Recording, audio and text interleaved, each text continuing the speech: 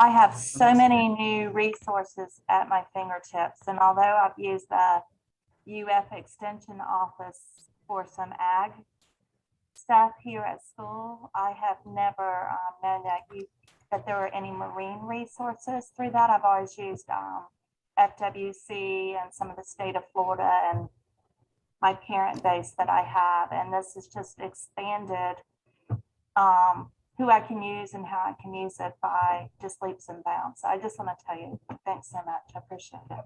Well, thank you for mentioning that. We really appreciate the feedback, and I'm glad that you got a lot out of it. Definitely. I agree. I think it's been an amazing week. Good. I'm so glad to hear that. Worms are hard. Put a lot of work into it. I'm glad it paid off. Yeah, that's what we like to hear. There are definitely resources I didn't even know about.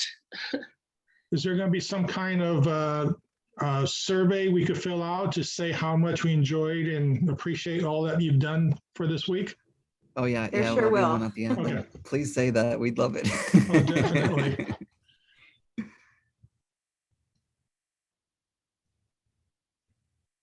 I'll put it in the chat box again, Marty, for you all. 1 second here. In fact, what I will do. Well, we can wait until lunchtime or so to wrap up. I can put it in a couple times. It's no big deal. Okay. I'll throw it in there now in case someone wants to save it. And I'll throw it in later.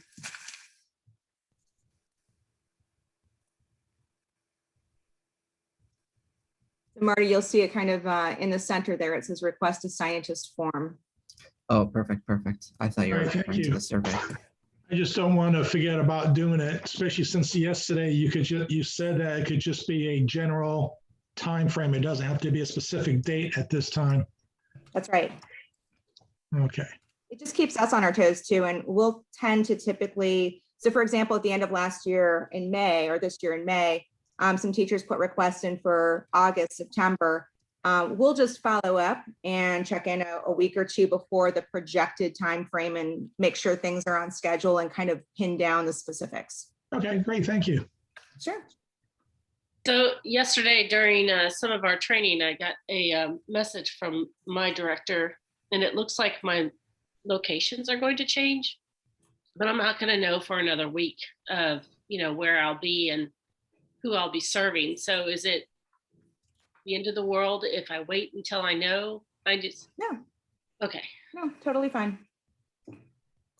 Yeah, you technically have the entire school year to get your visits in. So whatever works for your schedule, your pacing, completely fine with us. All right. Yeah. It'll be nice to know where I'm going so I have an idea of what age level I'm serving. That's always stressful when they give the assignments at the last minute, or I've even seen where they've changed teachers' classrooms like at the last second. And I'm a planner, so having everything up and ready and pristine for the year, that's such a struggle. Yeah, I thought I had my schedule, but then we had a teacher retire that wasn't planning on it. And then another one take a permanent position at one of her schools. So it opened up 2 new positions. And then I think with just going to no more, we're not offering remote next year. Right. I don't know if that's a statewide or something, but so with all the numbers changing, she just kind of sent a message saying, oh, hold off. And I'm like, well, I'm glad I emptied all my schools except one. So it won't be so stressful if I have to get one of them packed out. For sure.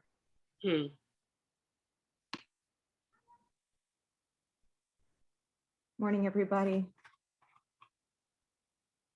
Good morning. Good morning.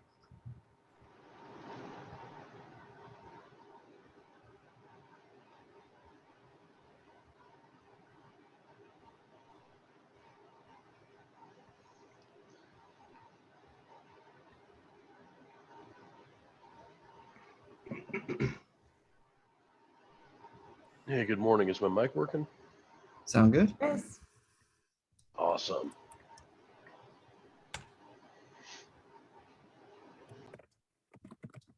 Good morning, How's my everybody. sound? Can you guys hear me? Yeah, loud and clear. Great.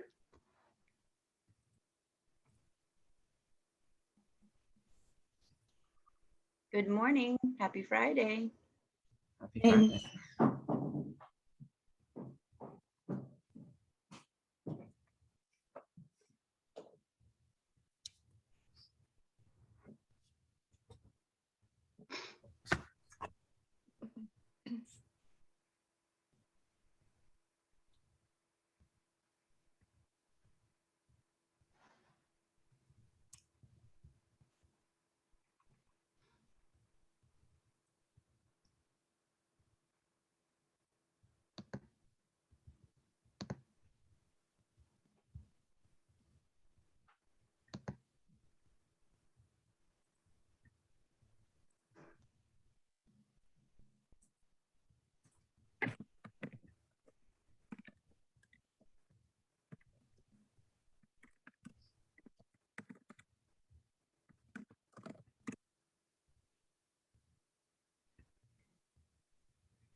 All right, it is 9 o'clock, so we are going to go ahead and get started. Thank you all for being here. We are really excited to get started today. We have some amazing speakers, and then, of course, to hear what you've been working on all week. It's something that we are thrilled to hear all about and how you plan to implement exactly what you've been working on.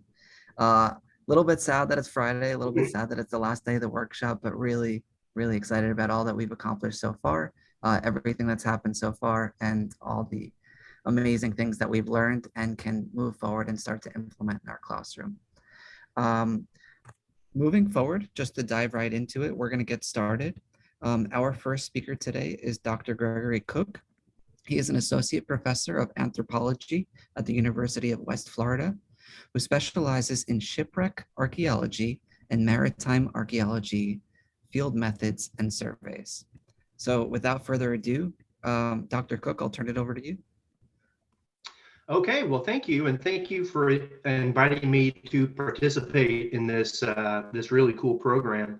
I have a short little PowerPoint. I think I can get this going.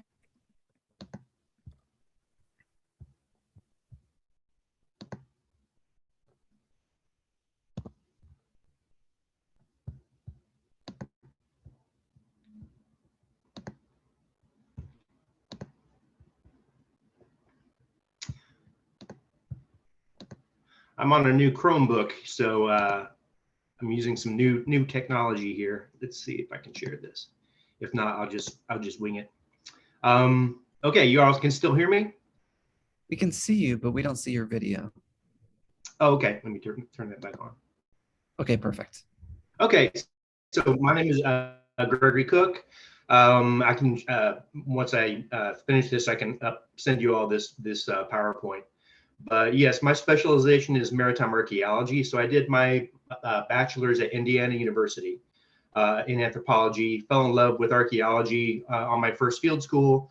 I excavated a 4,000-year-old dog burial that was actually buried in the same cemetery as this late archaic population that we were working on in southern Indiana.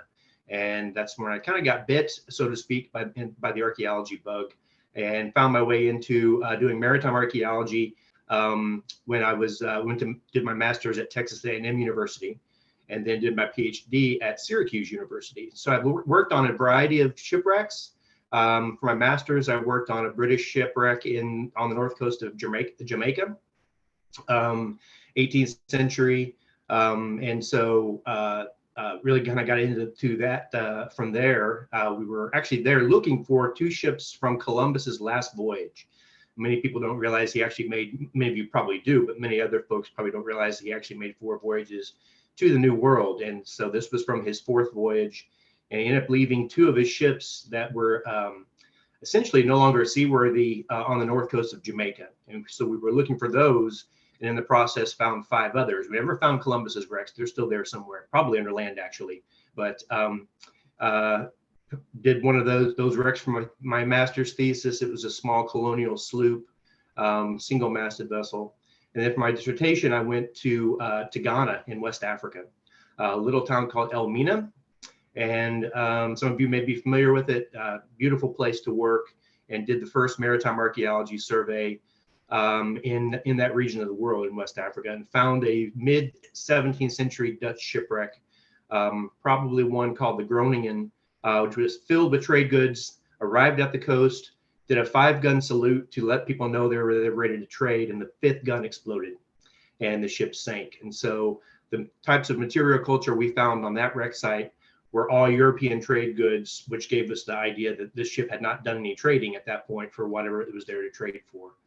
So that's a little bit about my background. One of the things I kind of wanted to touch on today is how we approach the artifacts that we find that have been submerged and underwater for centuries, particularly in saltwater conditions where they've absorbed chlorides and things like that. So the object I'm holding up right here looks like a rock, but is actually what we call an encrusted object or a concretion. So when you have iron objects that are underwater, you can think of a shipwreck site almost like a big battery. You have different anodes and cathodes. You've got, sacrificial metals. You've got other types of things going on. But iron interacts with the chlorides and salt water to create this sort of covering on iron objects. So after we map this in, recover it, it doesn't look like much. You can actually kind of see here, there's a channel. That's what the actual object looked like. Sometimes the iron is still preserved, but many times the iron is actually gone out of the object. And so what we can do then is clean these objects and then cast them with epoxy and get a 1-to-1 scale replica, essentially, of what that object was. And so, for example, this is a concretion. This looks like a spike. Let me put it back here. But it's actually an epoxy copy of a spike that has been gone for centuries. But because we have that concretion, we're able to make a copy of this. And on my shipwreck in Jamaica, we casted some concretions that they were so good and so accurate. You could actually see a stamp that said London on the side of a chisel that we found that was probably from the ship's carpenter or something like that. So that's one way we deal with metal objects. So these are some of the trade goods. This is a bracelet called a manila. This is one of the trade goods that I found on the wreck in Ghana in West Africa. So we're doing XRF analysis on these.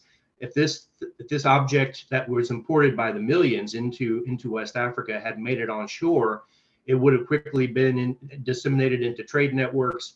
And a lot of my terrestrial colleagues who work on land never find things like this, or they find fragments of them. And this is a basin from that same shipwreck. So these were very, very common trade goods for the West African trade, both for slavery, for enslaved Africans, ivory, any number of things that you would find in that area. Mid 17th century, this ship might have been a slaver, also very well may have been trading in other things. Someone asked me if this is resin. This is actual brass. So, and you can actually see the slight indentations of when they made this in the factory back in 1630s, 1640s. And they would have had a big water-powered hammer that would have formed this into its form. You can also see, though, some degradation along the edge. And like I said, ships in salt water, especially because you have so many different sources of metal, kind of become a big battery. And so sometimes metal like this brass will degrade, and other metals will do better.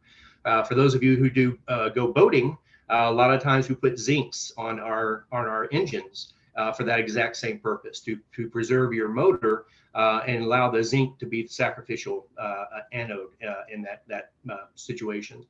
So these types of things are put in electrolysis, usually with a sodium hydroxide or other type of material of liquid, and are put into electrolysis to get the chlorides out of them so they don't fray and degrade.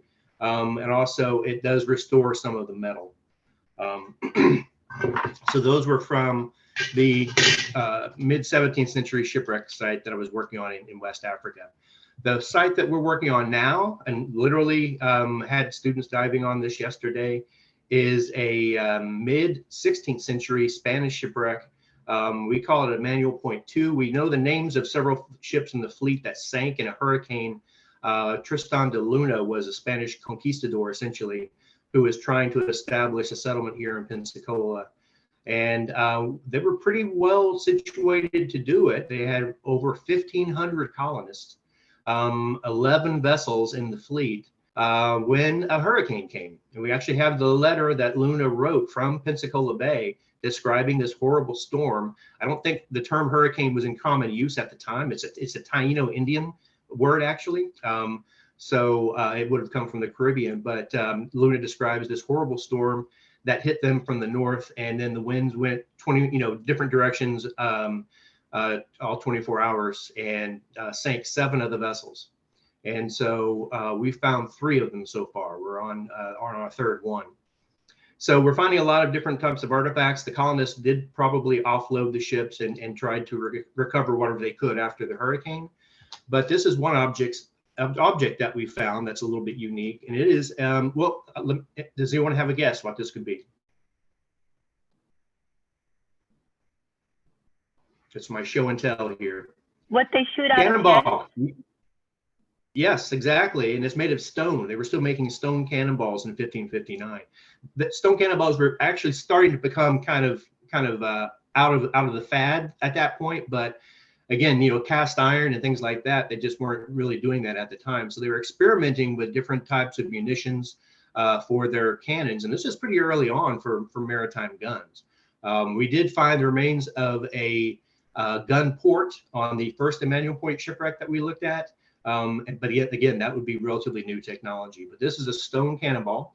So if you look at it closely, you can actually see where some poor person, again, in some type of a rudimentary factory, actually chipped this thing out of basalt or the rock that it's made from, and they would have fired out of the cannon. Supposedly, they were very brittle, and so when they hit the side of a ship, they would explode essentially. So anti-personnel weapon primarily, and it also would damage the ship. But like with everything else, this stone being under salt water for 450 years has absorbed chlorides. So what we do with this, instead of putting it through electrolysis or whatever, since it's not a metal, is just a series of freshwater baths to slowly draw out those chlorides. Otherwise, if you don't do this, especially with wood artifacts, if you don't draw the chlorides out slowly, that salt can recrystallize, and then even stone like this would become more friable and would sort of start to break apart. So those are some of the treatments that we use for the artifacts that we find in maritime archaeology. And so here at University of West Florida, like I said, I'll share my PowerPoint. And it has my email address on it and all my contact information, but feel free to contact me. We teach all of these things in our classes. I teach a scientific diving course as well as our archaeology field courses. We teach students conservation, so they get an experience and many jobs. Actually, this leads to many jobs working on these artifacts that come from underwater environments. So we love working with teachers. We've done similar things to this before with Florida State teachers and things like that. So. And if you ever get to Pensacola or our neck of the woods, please feel free to come by and visit. We can show you the lab and show you some artifacts and give you a better idea of some of the things that we do. I think I've got a couple more minutes if anyone has any questions. I've been trying to watch the comments. The scientific diving course, how long is the scientific diving course? It's a full semester that we teach. Our archaeology field school, we call it, is just during the summers. So we've got 1 more week for that course before we're done with that. In fact, we're giving our students a break today because there's a little conference here in Pensacola that's going to have a whole session on these Luna shipwrecks, the 1559 shipwrecks. Anything else? I'm seeing, could you share some of your lesson content? And then the message cuts out. About artifact You treatment say- methods. I'm sorry? About artifact treatment methods. Yes, I definitely can. My email is gcook1@uwf.edu. So feel free to email me for any more specific things like that, and I can definitely share that. Thank you for putting that up, Stephanie. I can definitely share that. Is it true that Pensacola means the land of the, I can't see the rest of that message. All hairy either. people. The land of the, It comes from Pensacola, which I believe was the name of a tribe of people here. Now, Luna called it Ochuse. That was the initial, so DeSoto had come through this area before Luna's 1559 expedition. So DeSoto had come across some people who called themselves Ochuse, and that's why Luna called this area Ochuse. But later on, because of the Pensacola tribe, it became Pensacola, is my understanding, but I'm not sure exactly what that referred to. Dr. Cook, we have time for probably one more question. Okay, and I see Mary Lynn's asking, do you have exclusive rights to, I'm assuming the wrecks or the artifacts? Yeah, do you have exclusive rights to these shipwrecks? Can other divers, quote unquote, dive in to cash in on the treasures? We have to get permits. So most states, including Florida, if you are diving or working on sites, underwater sites in navigable waterways, and Pensacola Bay is navigable, it's considered owned by the state. And so we have to get a state permit to do that. Anyone can dive on the wrecks, but to do archaeological research, you usually have to show your credentials, and you know, we have a lab and we can deal with the artifacts and things like that. We have had guest visitors, divers come and dive the site. We also have some underwater video we can do with a live feed and things like that. It is not ours to keep. Everything we find, these artifacts, they're all property of the state. So they allow us to conserve them, to study them. It serves as material for students' theses, but we don't get to keep them. All right, well, thank you so much. We really appreciate it. It was certainly a unique perspective on our hydrosphere this week, and we were really fortunate to have you join us and learn this and hear from your expertise. So thank you so much for joining us. We do have a Q&A between 10 and 10:15 if you want to stick around. Otherwise, I know teachers have your email, and we certainly understand that you have plenty to do as well. So all that just to say thank you. We really, really appreciate you joining us today. Okay, well, it was an honor. I really enjoyed it. Excuse me, is it the same Zoom link that we're on right now for the Q&A? It is, yes. Yeah, it is. Okay, I am going downtown to get ready for a round of talks this afternoon, but I will definitely try to be there and hear some of your questions. Thanks, everybody. Well, we appreciate it. Thank you. All right, everyone. Our next talker is going to be our Institute Director. He is a University of Florida distinguished professor and a paleontologist by trade. All that said, Bruce, I'm going to turn things over to you to tell us a little bit about your expertise. Thanks very much. Let me share this screen here. Okay, you can see my screen? Yes. It's in, let me get it into presentation mode, presenters mode. Do you see it now in presenters mode? It's currently loading.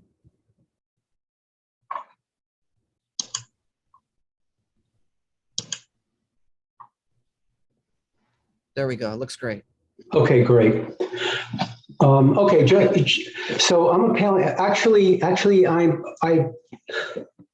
I prepared this talk for this meeting. I actually don't study ancient water. I study the kinds of animals that live in ancient water, which are proxies for understanding what the ancient waters were like. And to keep in the spirit of my talk today, I'm going to wear a dorky Megalodon hat that my wife says I can never wear with her.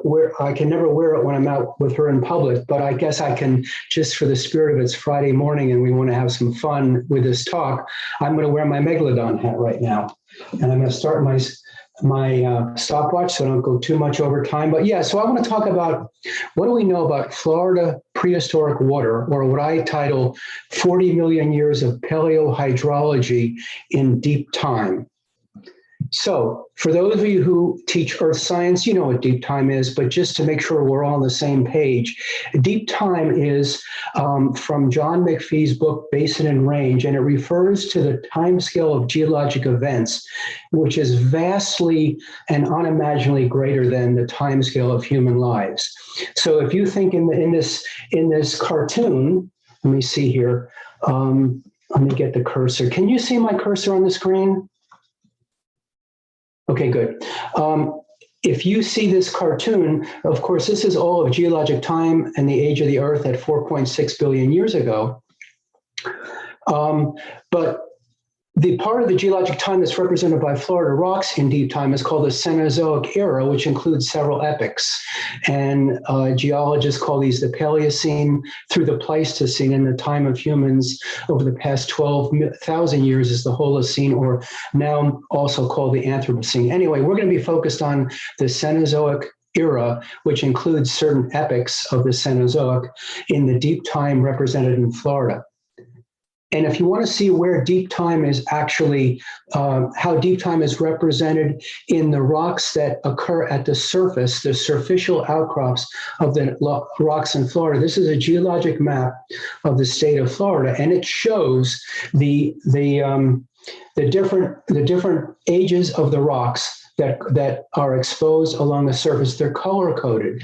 They're color-coded to the colors on the map with the colors in this legend. So like if you look at the yellow over here, these are the youngest rocks of what are called Quaternary or Pleistocene age, which based on this is all rocks that are about younger than about 1.8 or 2 million years old. So my outline for my talk with an introduction is Florida's Paleo Hydrosphere, I'm calling it. We're going to talk about what the Paleo Hydrosphere was like 40 million years ago during the Eocene, then 30 million years ago in Florida when the first land mammals started to inhabit the fresh waters of our peninsula. Then we'll go to 20 million years ago as the peninsula begins to grow southward. We get the formation of caverns and sinkholes and what's called karst topography formed by river systems. And then we'll also look at the kinds of life that were living offshore. Then I want to talk about the Pliocene and an interval of geologic time called it's a time of extreme warming called the Pliocene warm period and how it affected Florida. And we can use this as a model for understanding the future of Florida's hydrosphere. And then I want to talk about the Ice Age fluctuations during what's called the Pleistocene and how those affected the amount of real estate available to Florida over the past many tens of thousands of years. So how do we know anything about the paleohydrosphere? Because fossil water does not exist in Florida. Well, scientists use what's called proxy evidence. Proxy meaning it's something that represents or informs something else. So for example, in the upper right-hand Swanee limestone photograph, the kinds of rocks that we find in Florida, the limestones, the Swanee limestones that are exposed in mines, are the kinds of limestones that we see forming in the oceans today. Therefore, we presume as geologists that if you see the same kind of limestones preserved in the fossil record, that they represent the same kind of limestones, the marine ocean limestones that are forming today. So the massive Florida limestones that outcrop in mines throughout northern Florida indicate ancient oceans. Likewise, when we find fossils in the sediments, like the alligator the beautiful skull of this alligator that you can see here, we know based on today that alligators don't just prefer fresh water, they're almost exclusively adapted to fresh water. So when we find fossil alligators, they are a proxy for saying, the sediments that they lived in and the habitats that they lived in millions of years ago was fresh water. So that's how scientists intuit or interpret what the ancient hydrology is of Florida or the hydrosphere based on proxy evidence from sediments and fossils. Okay, so let's march through time over the past 50 million years or so from the Eocene to the Pleistocene in the Cenozoic Era and ask the question, what did Florida look like in terms of the land and sea? And you can see here on this graph that 50 million years ago, I'm going to bring my cursor over. There was no Florida. Well, there was Florida. It was a submerged platform, much like many of the Bahama banks, and it was a submerged platform. And the reason we know this is because when we look at the Eocene limestones that we find cropping out in the mines in Florida, they're rich with an abundance of different kinds of fossils that indicate marine environments. These include, for example, the ancient tooth whales, the most primitive whales from the Eocene. And this is a tooth of one of these primitive Zygorrhiza-like whales. This is a skeleton of the kind of whale that would have lived in what's now Florida back during the Eocene. Ancient shark teeth, sea urchins, and then the sediments that the sea urchins come from. All these indicate the kinds of animals that lived in the Eocene of Florida based on the fossils from the limestone. So we know that during the Eocene, the only kind of water we had in the hydrosphere was marine ocean water. However, when we start to transition to the Oligocene, and if you look up here on the time scale, the Oligocene starts at about 33.9 million years ago. I keep this time scale on each of the slides as I introduce the epoch, just for your reference in terms of the number of years. So we're going to look now at the Oligocene, starting at about 33 million years ago, or we'll round it off to say about 30 million years ago.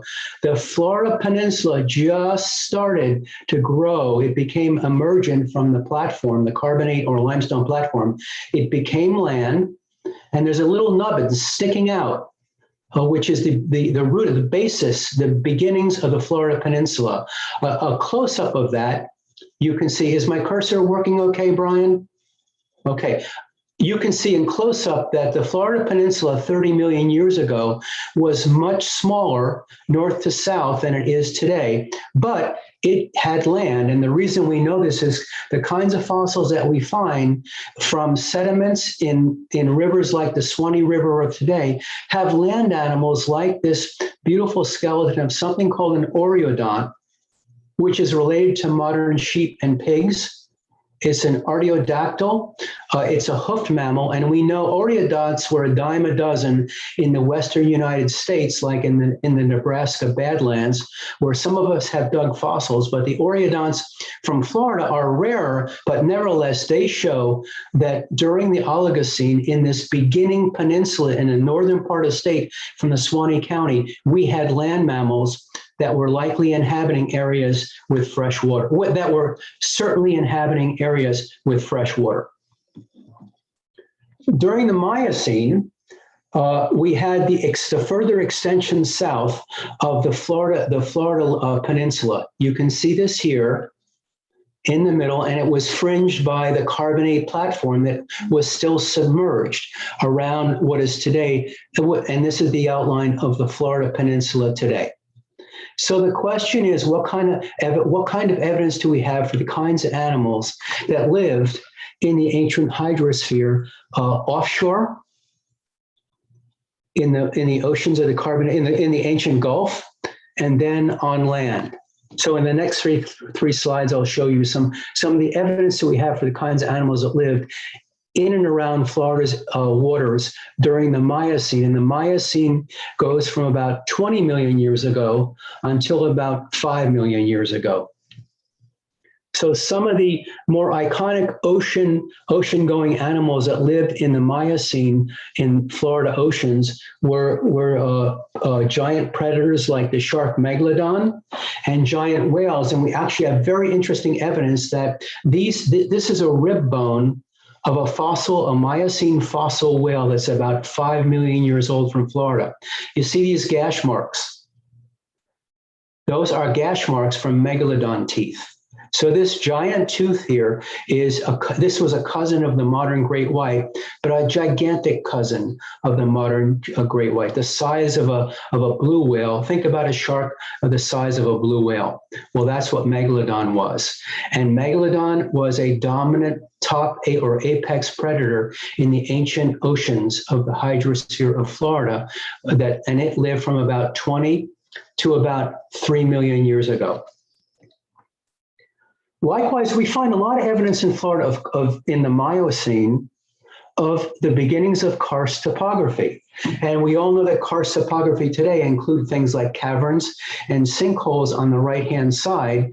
But we've dug fossils, for example, in rural Gilchrist County, northwest of Gainesville. And this is one of our famous fossil sites called Thomas Farm. And here we are with this is actually a teacher training and volunteer session that we ran about 20 years ago. And what these teachers, when we sift through the tiny fossils, we're finding these very, very small fossils. And these are the teeth and part of the limb bones, and these are fossil bats. So, and the fossil bats that we find in the sands from Thomas Farm are super plentiful.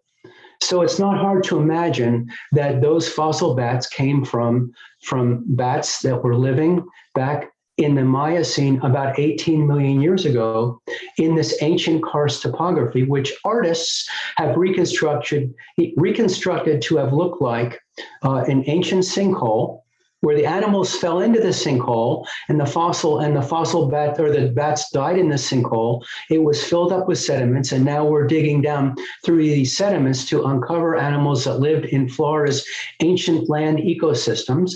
And these are obviously freshwater ancient terrestrial caverns that existed in Florida 18 million years ago.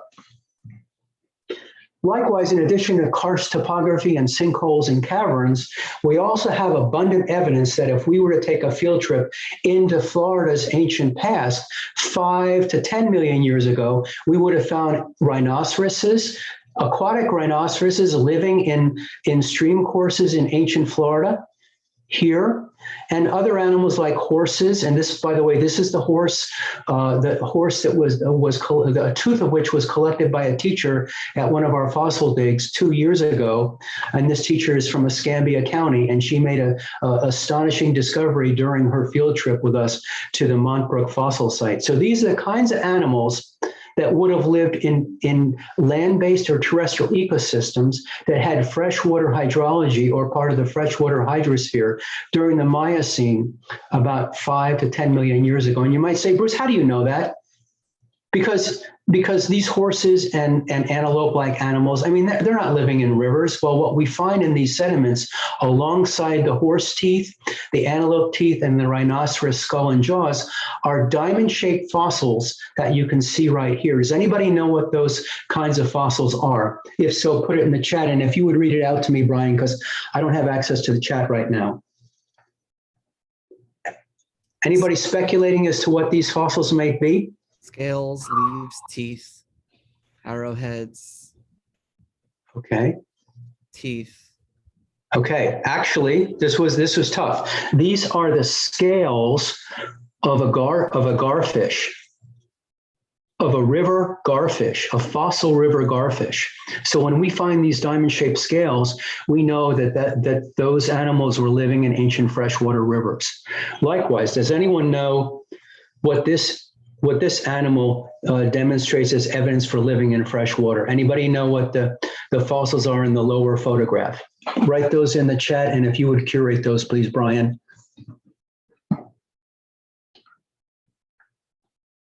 Any thoughts? Alligators, crocs, spine, Perfect. frogs, turtle. Yeah, perfect. Those are alligator scutes. So good job. And alligators live in fresh water today. So the river gar and the alligators, which are frequently preserved as fossils in these deposits, indicate ancient freshwater river courses in Florida.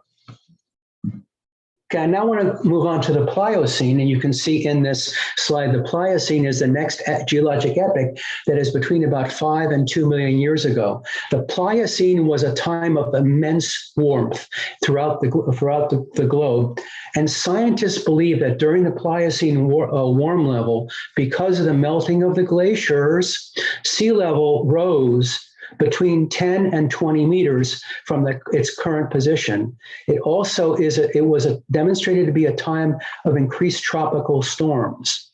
And actually in 1988, a former graduate student of ours modeled what what the geography was, the Paleo Geography, the land and sea in Florida during the Pliocene warm period. And here's what he found. He had different scenarios of what would Florida's landscape be like if there was a 1 meter rise. Well, that's not too bad up in the upper left-hand corner. Okay, once you get sea level rise of 5 meters, think about, if you're from Miami or from Fort Myers or from anywhere else in South Florida, think about that if you were living in that kind of scenario today, where you would be. But remember, I'm telling you that the scientists model that during the Pliocene warm period, the sea level rise was estimated to have been between 10 and 20 meters. So look how much Florida real estate is left with a sea level rise like that. It's basically the central highlands of Florida, like in Polk County and some of the more rural counties going up into the Orlando area up here. So this would be like where the phosphate mines are. And this is, I guess this is the Tampa Bay area, but this is a central core. And this was the only part of Florida that was modeled to have been land if sea level rise had been 20 meters during the Pliocene. If it had been only 10 meters, nevertheless, look at the dramatic change in the coastlines during this major global warming phase during the Pliocene warm period. And scientists are using, as I just said, that what they saw in the Pliocene is an analog with what potentially is going to happen in the future in Florida. The Pliocene also shows us evidence of ancient sinkholes and rivers. And from these sinkholes, we have giant sloths. These are not dinosaurs, they're giant sloths that migrated from South America across the across the Isthmus of Panama. We find these in Florida sinkholes, like from some of the lime rock mines in Newberry, Florida. And then if you're digging along the Peace River, and I know that Mackenzie and her teachers are developing lesson plans about the kinds of fossils that you see along the Peace River. Well, these indicate that back during this time, the Peace River was probably not there, and it was probably inundated at that point, what's now the Peace River, by animals that lived in marine environments like sharks. Sharks are essentially exclusively, with very few exceptions, exclusively marine. They are proxies for understanding, for evidence of marine and ocean environments. Okay, now, Emsley, who did his dissertation on fossil condors in Florida, he was a paleoornithologist. He studied ancient birds. He found this what's called death assemblage in West Florida, Southwest Florida on the peninsula, and he found 137 fossilized skeletons of cormorants, along with thousands of fossilized skeleton of fish. And back in 1988, he hypothesized that this catastrophic death assemblage in Florida back around 2 million years ago, let me just quote verbatim from Emsley's other publication, the large number of cormorant and other seabird and fish remains in the bird layers appear to have been caused by a series of toxic red tides that occurred on the Gulf Coast of Florida. So interestingly, we have evidence. If you accept Emsley's data, we have evidence of red tides occurring in the fossil record in the past in Florida. And then what's happened since the last glacial maximum about 20,000 years ago is a series of sea level rises that decrease the relative size of the Florida Peninsula from what it was 10,000 years ago in yellow to what it is today in orange. And you can see how things have changed since at the end of the last ice age.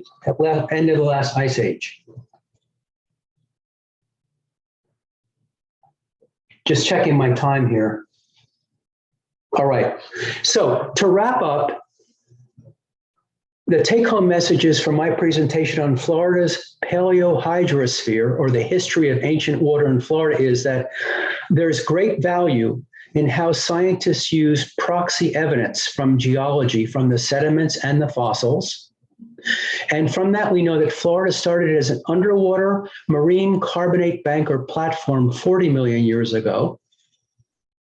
It then developed the first freshwater that came with those oreodonts at the beginning of the Florida Peninsula as it was growing southward 30 million years ago.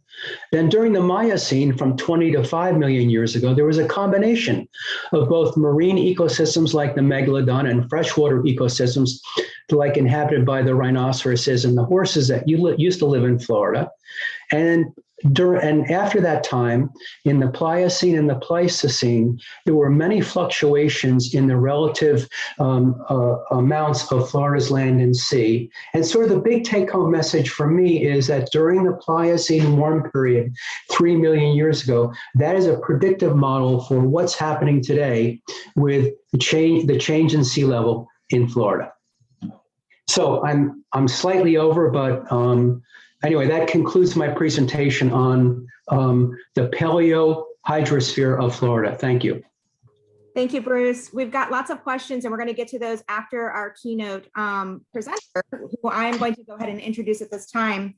Dr. Maitane Olavari is an associate professor within the Department of Civil and Coastal Engineering at the University of Florida, and her talk is entitled Predicting Coastal Hazards and Impacts from Extreme Storms to Water Quality.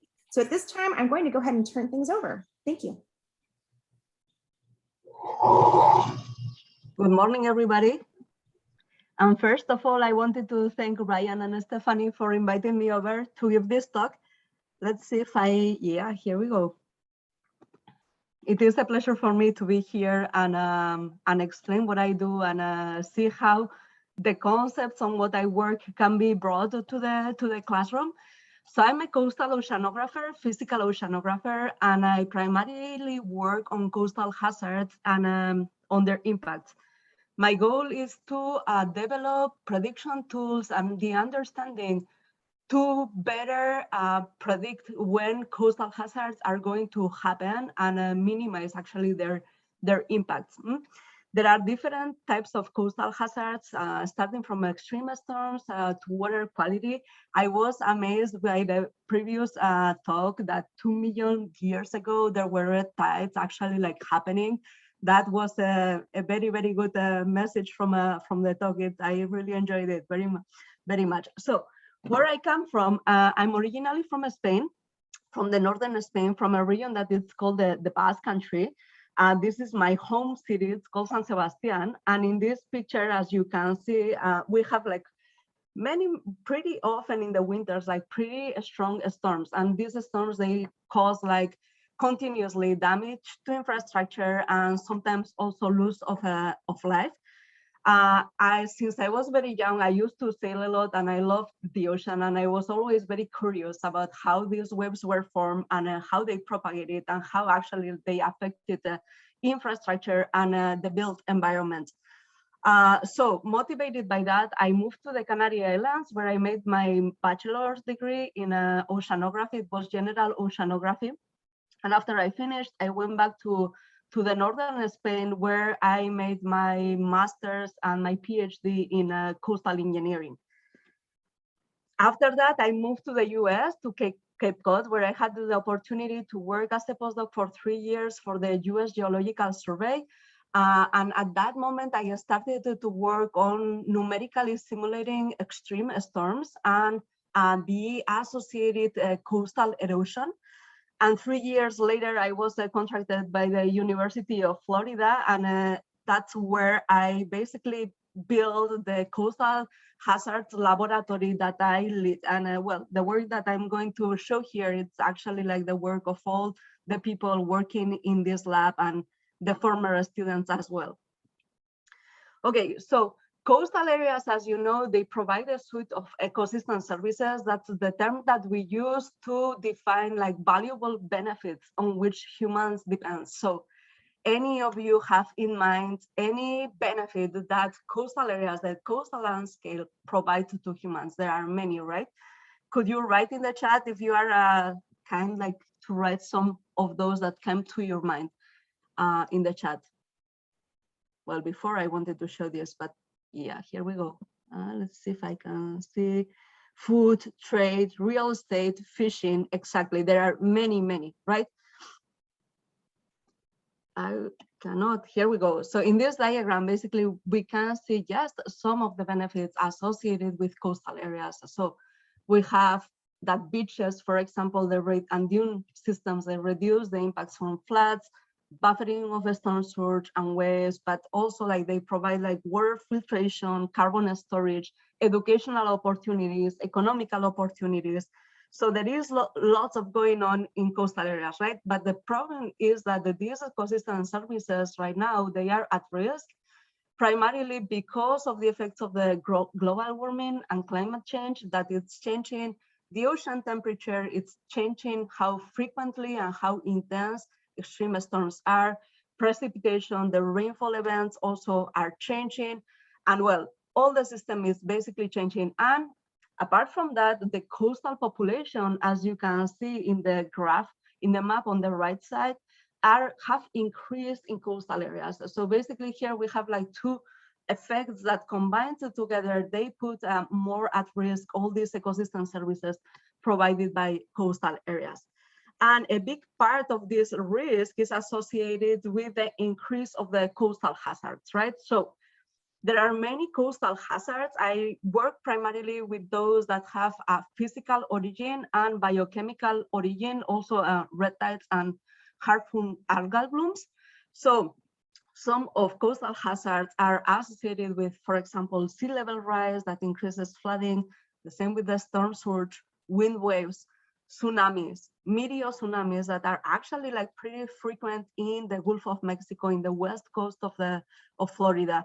Rip currents are also a coastal hazard. These are currents that are directed towards the open ocean, and sometimes they grab swimmers in the beaches, yes, and basically sometimes they drown because of these rip currents.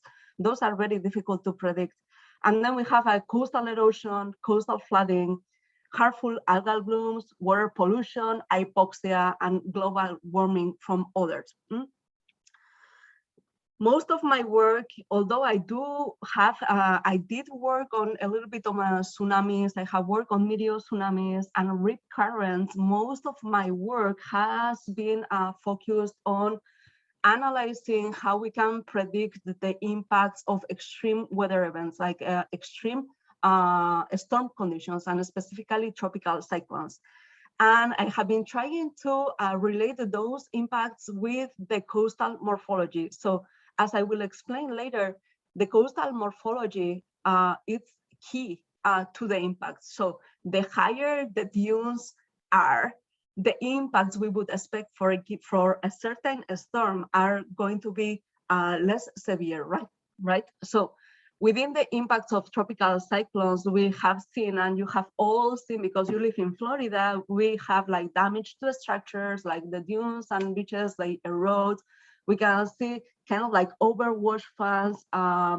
This is what you see in this picture in here. This happens in barrier islands when, because of the storm of the high water levels and the waves, the sand from the beach is transported actually to the back barrier. And it's a process by which these back barriers, they propagate towards the land. We have seen like that they produce extensive inundation and island breaching, marsh erosion and cliff erosion, and lots of economical losses, and sometimes also life losses, right? So here the idea is that most of the prediction systems that we have, they focus on how it's going to be, how high it's going to be the storm surge, or how high are going to be the wave conditions associated, or the winds associated with a given tropical cyclone. And that is challenging, but it is even more challenging to predict what the impacts are going to be. So for example, how much is a beach going to erode, or are we expecting these houses in the beach to be destroyed because of this tropical cyclone? So this is our challenge, and what I'm trying to do in my lab, go towards like the forecast of the impacts. And we are working a lot on that. So as I said before, the tropical cyclone impact potential in barrier island, that is, the barrier islands are basically the type of coast that we have most of the east coast of the United States and in the Gulf of Mexico. So the potential of the hazard depends not only on the total water levels that are produced by the tropical cyclones. So we know that within the tropical cyclones, when they propagate, that they increase the water levels, right? And that produces flooding and that produces erosion. But if the dune elevation or the terrain of the coastline is very low, those total water levels are going to be able to penetrate more inland and the impacts are going to be more severe. So in this case, for example, the maximum water level doesn't reach the dune base. We would expect the impact of that tropical cyclone to be small, but as the total water levels relative to the dune morphology basically increase, we would expect to have a higher impact. So within a tropical cyclone, it is actually important to predict how much the coastal areas are going to erode and if they are going to be actually like new openings in the barrier islands, because through those openings, like the water flows and that affects the flooding. To estimate the total water levels during tropical cyclones, it's not an easy task because there are many components associated to the total water level. So one of the components is the astronomic tide. Another component is the mean sea level. And another component is the wave rapid up. It's an increase of the water level because of the wind waves. And both like within the total water level anomalies, the water level anomalies, the main component is the storm surge. So within a tropical cyclones, the components of the total water levels that increase most are the storm surge, that's the number one, and the wave run up. So we needed to be able to predict those correctly if we want to be able to predict the impacts. So this, I wanted to explain this one because I am sure that everybody is familiar with the term storm surge, but I wanted to explain you how this storm surge is created. So here what you see is a diagram of a tropical cyclone system. It's a low pressure atmospheric system. That means that in the eye of the hurricane, we have a low atmospheric pressure system, and that low atmospheric pressure system, what it creates is because on the sea surface, it puts less weight, basically, that produces an increase on the water level. That is associated with the atmospheric pressure variation within the tropical cyclone. But that usually contributes little to the storm surge. The main component of the storm surge, especially in the coastal areas, are driven by the wind. So basically associated with these tropical cyclones, we have this very strong wind system that are flowing counterclockwise. And when those winds flow against the coast, basically they push the water against the coast, and it's where the water like builds up there, and it's where we observe the maximum storm surges. So as you all know, like this week actually, on Wednesday, we had the landfall of tropical cyclone Elsa here in close to north of Cedar Key. And to show you how these winds are related actually with the increase of the total water levels, I'm showing you here the results of our forecast. So here what you will see is like these little arrows, they indicate the direction of the wind. And these colors, the colors here, they indicate which is the water level. So I will start. So here we still don't see the tropical cyclone. Now the tropical cyclone is here, and I will pause it. So still we don't see a large increase of the water level along the coast. And actually in some areas, we would even see a decrease of the water levels, right? But close to the landfall, actually in this moment, when the winds are flowing against actually the coast is where we observe the maximum water levels. And in this case was close to Cedar Key, where they observe extensive flooding. Okay, here, this video also, I thought it was, this is a video created by the NIST Center. It shows like in the lower bar in here, what you see is like as the wind speed increases, as the category of the hurricane increases, which is the impact of the houses and trees along the coastline, right? So basically for this specific case and this coastal elevation, as the wind increases, these waves, they increase and the water levels also increase, and the damages to coasts and everything that we have along the coast like would increase as well. And yeah, category 4, we just basically started to lose like the houses and the palm trees and everything that is along the coast. Okay, I'm gonna go to the next one. Okay, so what I do in my research is basically we use numerical models to compute these the oceanographic characteristics, so storm surge, astronomic tides, wind waves associated with tropical cyclones. In these numerical models, what we do is we solve mathematically some very large equations that obviously I didn't put here because it would scare everybody. But for me, it is amazing that with some equations, we are actually able to simulate so well some of these very complex processes. And then what we do is we simulate past events and we also forecast new events. But here the thing, to understand how well we are able to simulate these events, we need to verify our models. So for that, we need to have measurements, and this can be in situ measurements or remote sensing. And I will show you an example of, for example, what we did in Hurricane Matthew. So with our computer models, we are able to simulate, as I showed before, these videos or time series of maps of the weather conditions, so the winds and the waves associated and the water levels, for example. And with that, we are able to create these kind of maps that shows us which are the maximum total water levels. So in this case, what we see is that the east coast of Florida, and specifically like the area of Cape Canaveral and the area from San Agustin to Flagler Beach area, were those that were expected to suffer the highest impacts if the dune elevations are not very, very high. So I'm going to show you in this little start what happened in this specific location, that is the location south of Matanzas Inlet. So this is Matanzas Inlet. This is south of San Agustin, and I would like you to pay attention to this area. So pre-storm condition is that we have a dune system that it's continuous, that it's separating, but it is the intracoastal area from the open ocean, right?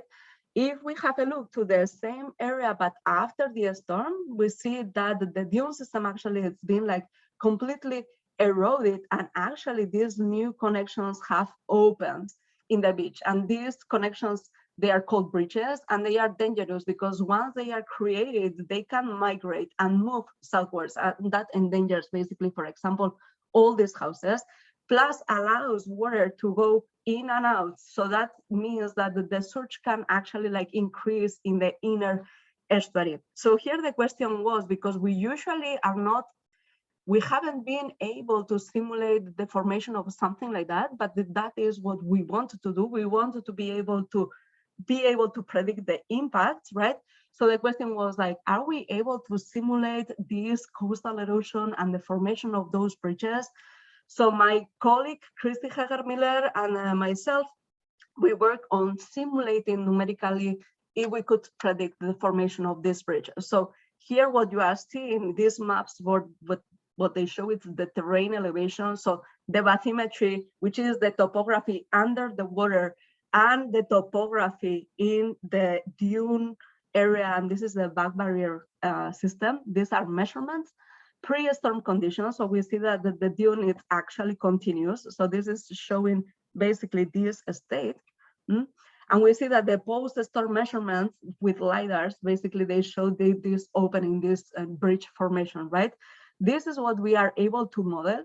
So it's not exactly the same, but we were very happy to see that actually like the erosion patterns were pretty correct, and actually that we were able to predict the formation of a bridge. So after this, now we have started a new project, and in that new project, it's an ONR funded project. The aim is to be able to forecast these morphological changes in new coming hurricanes.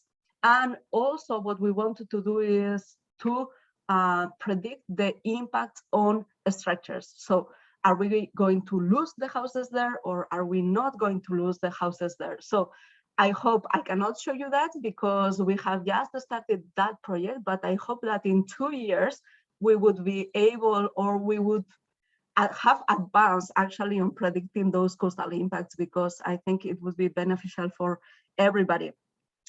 Finally, the last thing I wanted to show is how we have tried to take these concepts to the classroom. And this is something we have done within an NSF project with the Center of Pre-Collegiate Education and Training with Julie Broker. And what we did was we created this experiment that doesn't require much material and budget. And that was one of our goals. To resemble in a smaller scale what happens in a barrier island when you have like winds hitting in that barrier island and increased water levels. So the goal here was to that the students would be able to create a barrier island with different heights and different morphologies, and to compare how waves actually like would affect this barrier island. And here is like the result of these experiments. Actually, I do think that the kids learn the concepts of what is the storm surge and how important the morphology of the barrier islands is. At least they have lots of fun like building these barrier islands with their Lego houses and the palm trees. So here I just put like which were the goals of this experiment, and the materials that are not many. We just need those buckets and sand and rulers and permanent markers to do this. And I do think it's an efficient way of and simple on digesting these difficult concepts. Anyway, this is all I wanted to explain here. I hope it was helpful. Here is my email address and my phone number. In my lab, what we do with when somebody comes to visit us, we take them to the field and we show them how we measure pre and post storm conditions, and also like show them how we work with drones and with computers to simulate these events. And that's if any of you is willing to do so, I will be very welcome to. I will be very happy to welcome you in my lab. Thank you very much. Thank you so much, Maitane. That was wonderful, fascinating. I loved all the simulations too. The computer modeling was fascinating to watch, and really interesting to see how close the prediction was to reality on that that simulation. So thank you for that. We're going to get right into questions. We have all three of our speakers, this morning's speakers, on the call. So I'm actually going to circle back to Bruce, if I can. I've got a really great question for you, Bruce, and I know this is something that teachers get pushback regarding this concept quite a bit. Maria wanted to know, what do you say to someone that does not believe in climate change because they say that Florida has been subjected to sea level rise and it's cyclical? What do you say about that? And Maitane, if you want to chime in here too at some point, I think this is a good question. Stephanie, I missed the question because I was reading the chat, so I'm not. No problem. I'll repeat the question and Bruce can answer, and then you can follow up with it, your thoughts. The question is, what do you say to someone that does not believe in climate change because they say Florida's always been subjected to sea level rise and it's a cyclical process? Well, the first thing is you have to believe in climate change based on the fossil record. You can't not believe in climate change. So the first part of that is, I would argue forcefully against that. You have to believe in climate change if you believe the fossil record. The second question is, okay, so we had red tides 2 million years ago, so we've had them. But the thing is, the frequency, severity, and rate of red tides now, or the frequency of sea level rise that we see now, greatly outstrips what we see in the fossil record. Sea level rose over the past 10,000 years during the ice ages. We're talking about sea level rises similar to what you saw 10,000 years ago in deep time in just a matter of less than a century. So the rate of change of sea level rise is dramatic, and it has to do with human impacts. So those would be my responses to a naysayer of a climate change and its impact on Florida's future. Sorry, Maitanya, do you want to second anything there? Yeah, I completely agree with that. And yes, yeah, I don't have anything to add. I think he did a great job. Okay, wonderful. Thank you. This next question is for Greg. Mary Lynn was asking, what is the coolest, most surprising, most unusual find you've ever made?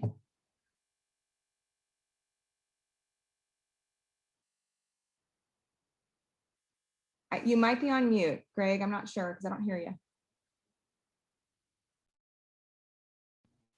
Can you hear me now? I sure can. Yes. Okay, can you repeat the question? I think I lost you guys there for a second. Yeah, absolutely. So the question was from Mary Lynn. She's asking, what was one of the coolest, surprising, or most unusual finds you've ever made? There have been some cool ones. In terms of the current research we're working on, the 1559 shipwrecks, we found an ivory manicure set, and it looks almost like a Swiss Army knife kind of thing. It's maybe this long. And it's got different, it sounds a little gross, but it's got different little appendages that you would use to clean your ears or pick your teeth or things like that. So it's a hygiene kind of thing. It would have been considered a high status item. We've seen a few of these on other shipwrecks. Some of the treasure wrecks, we found some gold and silver ones, not me personally, but other salvors or archaeologists. This one's made of ivory. It's the only one that I'm aware of that we found archaeologically made of ivory. And we noticed when we found it initially, it had a little hole in it in the base. And we thought, well, probably for putting it on a lanyard or tying a little string to it or something like that. One of our students was cleaning it in the lab in preparation for treatment, again, for the chlorides and all that. And he said, I wonder if this is a whistle. And he blew into it. And he was the first person in over 450 years to actually make a noise with this instrument. And he almost dropped it. He said the way, the moment shocked him so much that he almost dropped the thing. And so we tell our students, don't blow on the artifacts in the conservation lab. But that was one of the coolest things to actually hear that. You can hear that sound that someone would have, used, 450 years ago. That's actually hysterical. It actually makes me think we've got Bruce as one of our presenters today too, who's a paleontologist. And yeah, I've been out in the field with paleontologists and they're licking rocks. And as teachers, we're usually telling the kids not to put anything in your mouth. But it's funny that that's the first instinct that some of the scientists have with these artifacts and whatnot. Too funny. Thank you. My next question is for Maitane. It is in reference to engineering and collaboration. We've heard from some other folks about modeling, houses and hurricanes just for their ability to withstand high winds and storm surges, et cetera, to look at different optimization of construction techniques. Do you work, or does your work in any way integrate with theirs? So yes, but as I said, like the part of the structures, it's like a project that has started like just a month ago. And within this project, we have a structural engineer. So we are going to start with step number one, that is like add these formulas of building resistance in our models to predict the probability.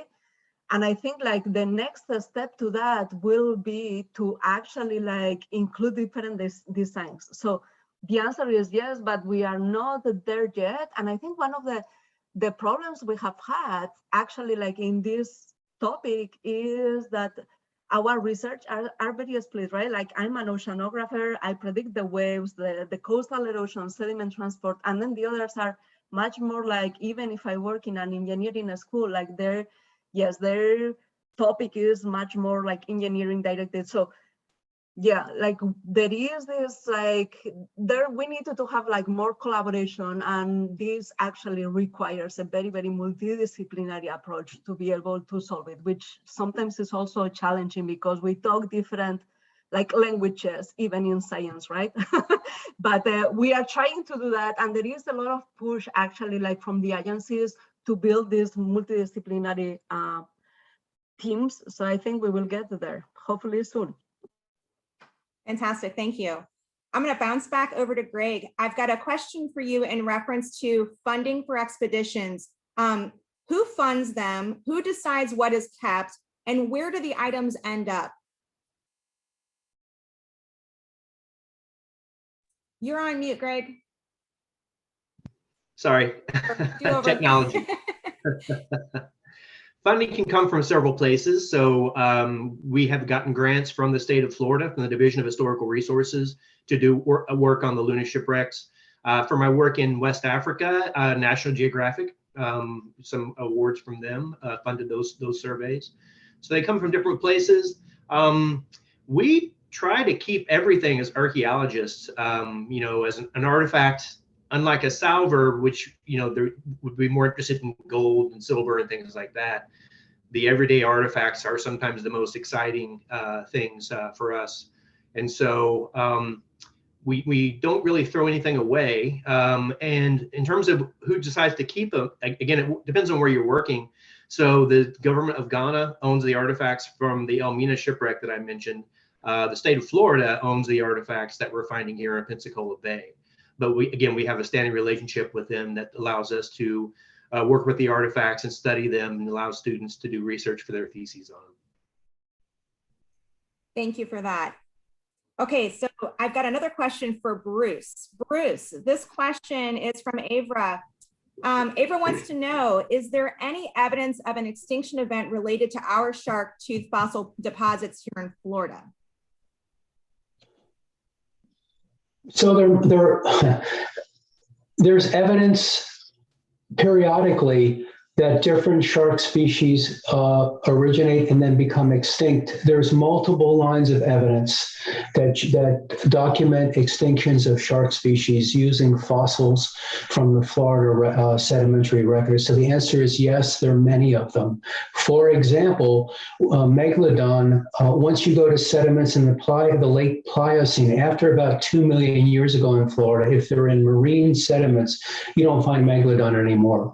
And that coincides with the extinction of this giant apex predator from the oceans worldwide about 2.5 million years ago. So the answer is yes, there's multiple evidence for different species of fossil sharks becoming extinct represented in the fossil record.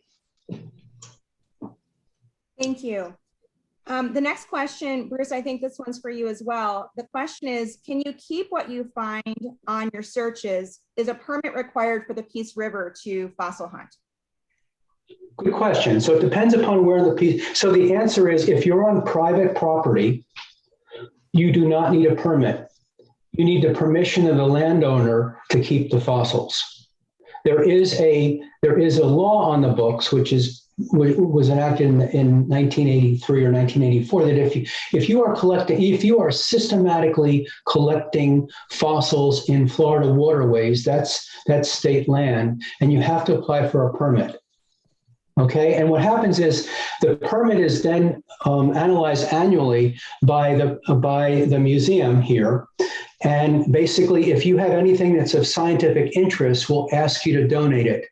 We have never once in 40 years taken anything away from anybody, but at least you've documented what you've collected. 99% of what people collect in the Peace River are fragments of bones and yet another shark tooth fragment of Megalodon, which we have thousands of, and we don't need them, so to speak, for research. So to summarize, if you're on private land, you do not need a permit. If you're on state waterways, you need a permit, and you can apply for it at the Florida Museum. Just write vertebrate fossil collecting permit. And that's another group at the museum that handles that. I'm not involved in that. I hope that answers the question. Oh, and the fossils, where the fossils go, if you're on private lands, the fossils can go in your garage or on your mantelpiece or whatever you want to do with them. if you collect something of scientific interest from, say, the Peace River and document it to us, we would invite you to donate it to the museum, but it's not mandatory. Thanks, Bruce. So this question could probably be answered by both Greg and Bruce. It's in reference to the ethics or the ethical implications of people selling artifacts or fossils on the web.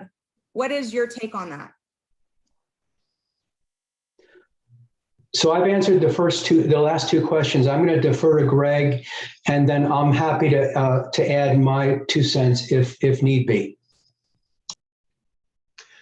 So many archaeological groups and conferences and professional organizations do have ethics statements that condemn the sale of artifacts because they're just, they don't make 16th century shipwrecks anymore, 16th century galleons. So we see all of these, again, all these artifacts, even the broken pieces of pottery and things like that, that a salver wouldn't even bother keeping.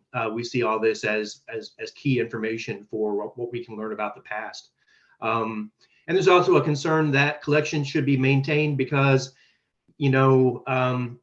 20 years in the future, the students I'm teaching right now may have different research questions, different tools. We didn't have DNA analysis when some of these earlier shipwrecks were being done, things like that. Remote sensing wasn't as sophisticated as it is now. So there's also concern that these collections should be kept together for future study. Well said, and a very, very good point, and something important for others to hear and know. Thank you for that. I think we're just about out of time for questions, and I know there was a couple of things that both Brian and I wanted to touch on before we break for just a quick break, and then regroup for the showcase this afternoon, or this, I guess, morning still. Brian, did you want to answer any of those other questions or speak to some of the other things, the items that we need to address? Sure. But first, I just want to personally thank all our speakers. It's been such an amazing morning having you and learning from you. And thank you again for being with us. For those teachers, one of the things we wanted to point out to you, just some housekeeping items are going to be at the end of the workshop for any teachers that may need to show their leadership that they attended a workshop. And for whatever reason, we will have certificates in the Google Drive that will have your name on it, exactly what you attended. And you are free to download that, of course, and show that to whoever you need to, whether it's a professional development department at your district or whoever that may be. So that is going to be in the Google Drive for whenever you need it. And I think I saw Jacqueline pop on earlier today. Jacqueline, do you want to unmute and tell us a little bit about what Earth Echo is offering in terms of resources?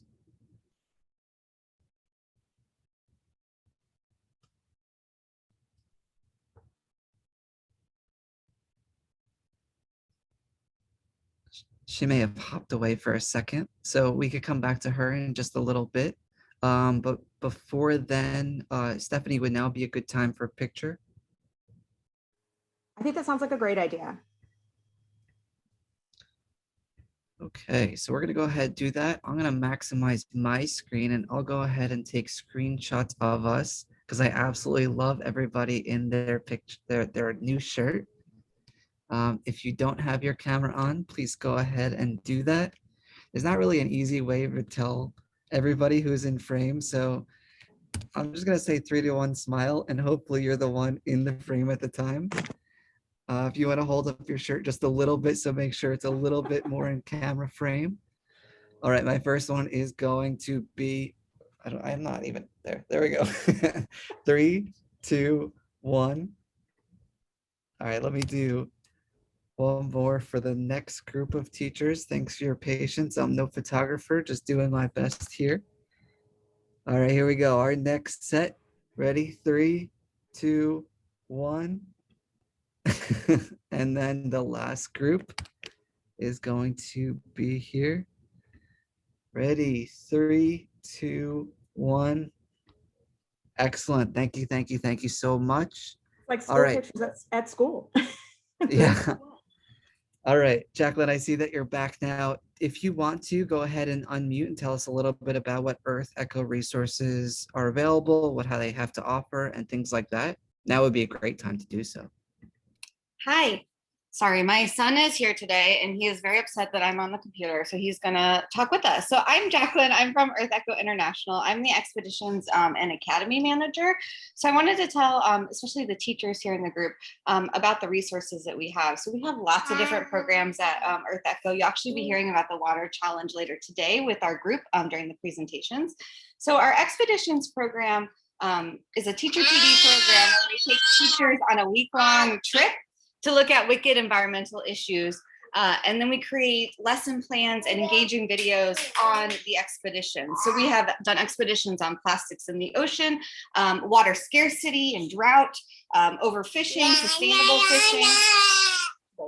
And all of those resources are available for free on our website, which is earthecho.org. So those videos and lesson plans are all available for download. We also have lessons on environmental justice. So I shared the first module with Stephanie and Brian in a Google Drive folder. And again, I'll put my email in the chat so I can keep him quiet. I'm so sorry. And if anyone has any questions, feel free to reach out to me. And thanks, Steph and Brian and all the teachers for an awesome PD this week. Great, thank you, Jacqueline. Thank you so much. We are going to move ahead to our bathroom break, I believe. We're gonna go ahead and take a bathroom break. We will come back at about 10:30 or so, and then we'll jump right into our showcase. Stephanie and I will be here in case you have any questions, want to chat with us for 10 minutes or so. Besides that, enjoy your little break and we'll talk to you soon.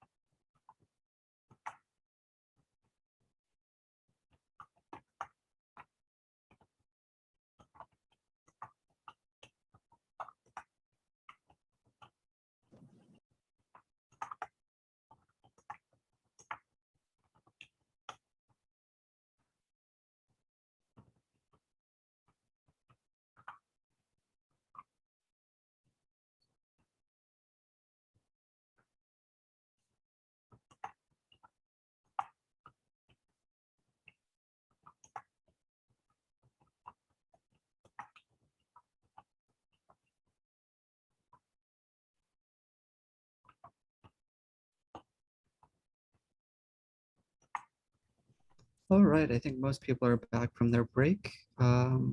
Most people are starting to turn back on their cameras. We know they're here. We really appreciate that. As we move forward, we are going to actually start to hear from Bruce for a little bit of concluding remarks as we start to wrap up the workshop. This will actually be the last time we are all here together as an elementary, middle, and high school cohort all together. Once we hear from Bruce, plans to move forward, then I will go ahead and sort everybody into their elementary, middle, and high school breakout rooms. We'll start to do our showcase, hear what everybody created this week. And then from there, once each group has finished, within our breakout rooms, we'll go ahead and do that evaluation survey. And then we'll say goodbye. And that'll be it for this year. So with that said, I think I'm going to go ahead and turn things over to Chris. Thanks, Brian. I'd like to just make a couple of closing remarks because, as Brian said, this is the last time we're going to be together. The first thing I must do, and I don't want to forget, is to thank Brian and Stephanie for all of their hard work. All the organization and all the success from our end of this workshop, this professional development, is a result of their hard work. And thank you so much for what you've done to make this week a success. And of course, on the other side, I'd like to thank all of you, the teachers, for your participation, encouragement, and hanging in there for the week. And I'm looking forward to visiting some of the breakout sessions and seeing what you're doing. So thanks for all that you've done this week as well. It really has been a great week for professional development, but I also should tell you that this is just the beginning, because we view professional development as a process, not a one-off, and you should continue to use us as a resource throughout the entire year as you develop and implement your lesson plans. You are now part of our network of more than 1,000 teachers and anywhere between 600 and 700 scientists. So consider us or consider yourselves part of our SEFS network for the future.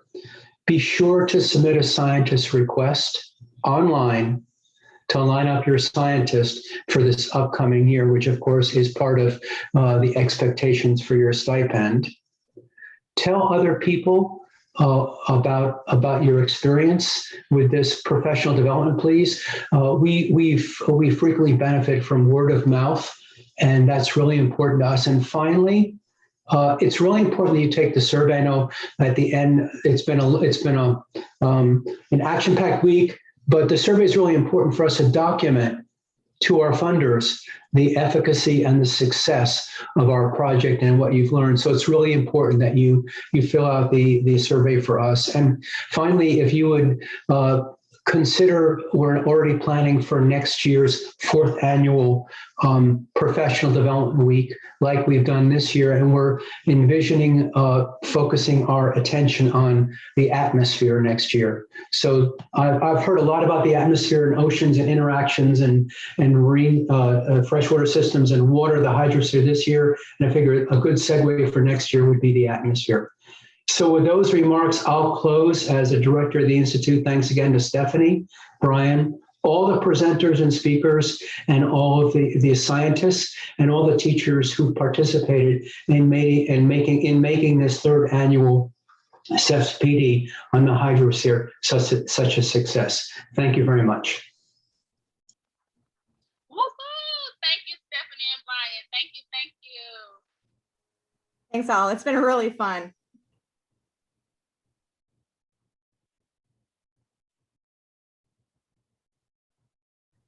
Stephanie, while I finish sorting teachers, if you would please tell them exactly what the showcase would look like. Sure thing. So we have randomly selected a teacher leader from the elementary, middle, and high school bands, and those individuals know who they are.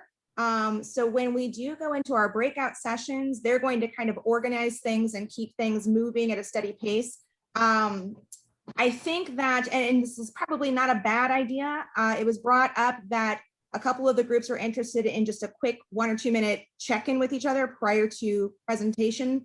So if you start off that breakout room with maybe a moment for the groups to regroup very quickly and just chat with each other through the chat box or email or what have you, that would probably be a great thing to start. But you're going to move through each group. Presentations can be with the PowerPoint slide deck that we provided. It can be with the lesson plans provided or created. However, your team has already kind of discussed the unrolling of the materials and activities that you've created. So I think that's probably it. Once your entire band is done presenting, you'll come back to the main room. And at that point, Brian and I are going to have you take the survey that has been mentioned to let us know about the program, good, bad, and ugly, so we can know what we can do better and we can show the efficacy of what we're doing and continue to grow and spread the word about the great programming that SEFS can offer, including PD for teachers. So I think, unless there's anything else, Brian, I missed, which I tend to forget little small things like that, let me know if there's anything else important there. Otherwise, I think we are ready to break out, unless there's questions from anybody prior to doing so. Don't see anything in the chat box at this time. I've been trying to answer them as they've been coming in. Oh, Jennifer, go ahead. You can unmute. One question that our group had was the opportunity for the scientists to come out. What is that needing to be the scientists that they were assigned to, or does it need to be the scientists they were assigned to with the lesson that was created, and then maybe another scientist from another group, since there have been so many fantastic scientists speaking this week? That's a great question. So we would like for you to have an interaction with the group that you've been participating with in some capacity, but we also invite you to request scientists from other fields or areas within the Earth System Sciences, whether it be a presenter that you've heard or another scientist from another group or just another topic in general. We're happy to help you all with that. So any requests, please put those in using the request form that was put in the chat box. But ideally, there should be some kind of visit happening to implement the lesson that was created within your groups. So I hope that answers that question. And you all can continue that communication. Brian and I appreciate if you can copy us on that, just so we know when the visit's actually transpiring. Again, especially in the case of any type of physical visit, we want to be very critical on how we're doing those things, because we will also be responsible for making sure that that scientist gets to you. If you're far away, it would entail possibly car rental and hotel. So we need to be kept in the loop on those things, please. Marna, I see a hand up there. No, I'm taking it down. My bad. Sorry. Okay, no problem. No problem. I'm scrolling through to make sure I haven't missed anybody. If not, please just unmute if you'd like and ask your questions. I don't see anything else in the chat box. So Brian, I believe we're ready. Okay, excellent. Let's go ahead.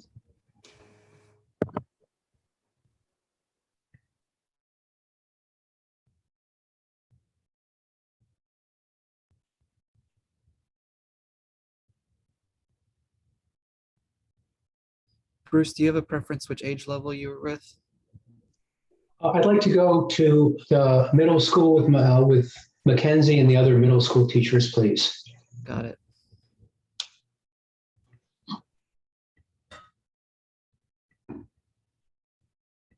And Danny, can you remind me where you are, please? Is it Whitney? Yeah, I'm part of Whitney Labs. Okay, and just to confirm, they are with... We had one middle school and one high school teacher. Okay. Let's see. Okay.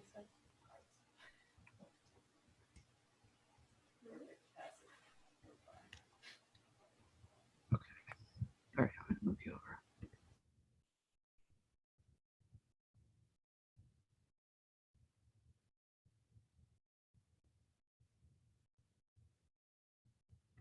Okay, Anne, are you there?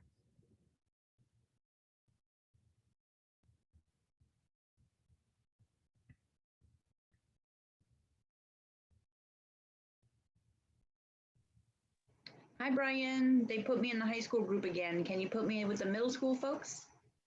Okay. Thank you.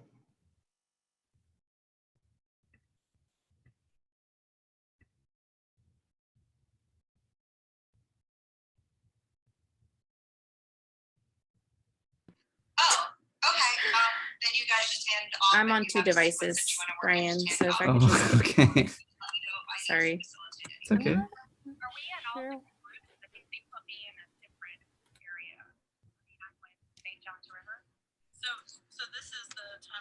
Which room do you need to be in? I'm in the elementary group. Okay.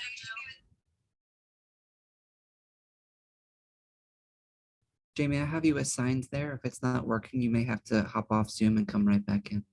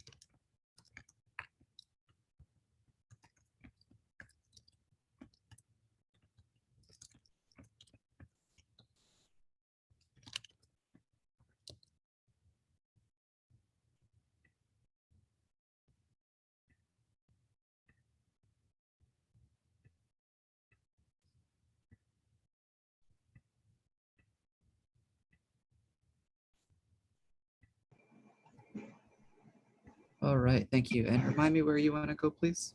Middle school?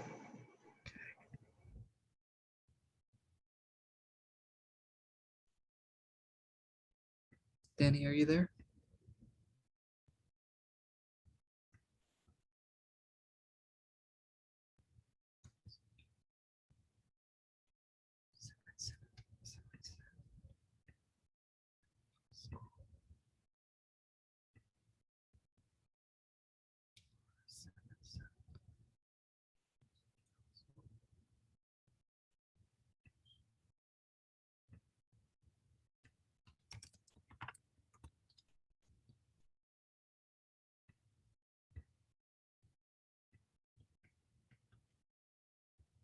Hey, Bruce. Brian, I think one of us should be in each observe. There were two of us in middle school.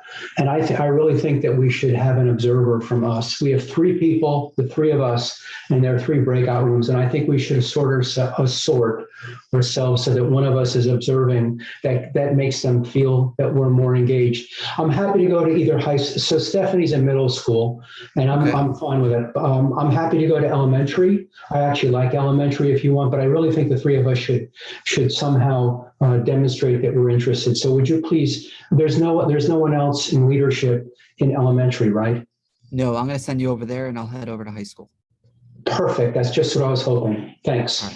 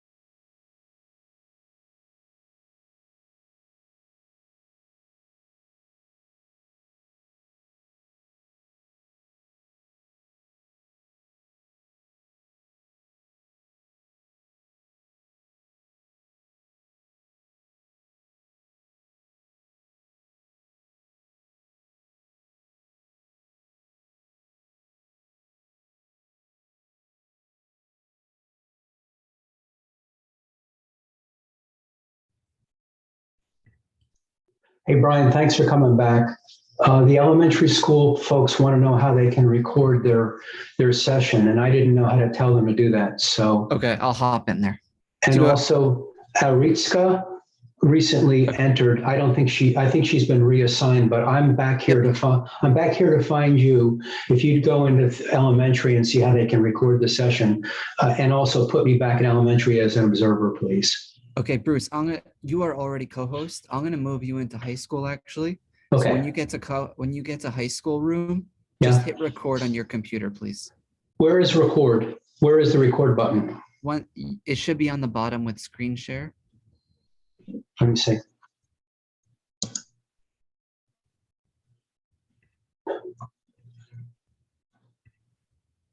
I don't see under screen when I press screen share here. I don't see anything about record. Is it under more, perhaps? Let me look. There's pause recording stuff. Yeah, it's under more. So send me to high school and I'll record in high school. Okay, perfect. Thank you. And I'll stay there unless you want to just have me stay in high school and you stay in elementary. Yeah, I'll just stay there. If we need to get back because there's an issue, what's the best defense? Should we communicate by Slack? What should we do? Slack would be best, yes. Okay, if there's an issue, then we'll do that. I'm just checking. Okay, go ahead and put me in high school and I'll record it.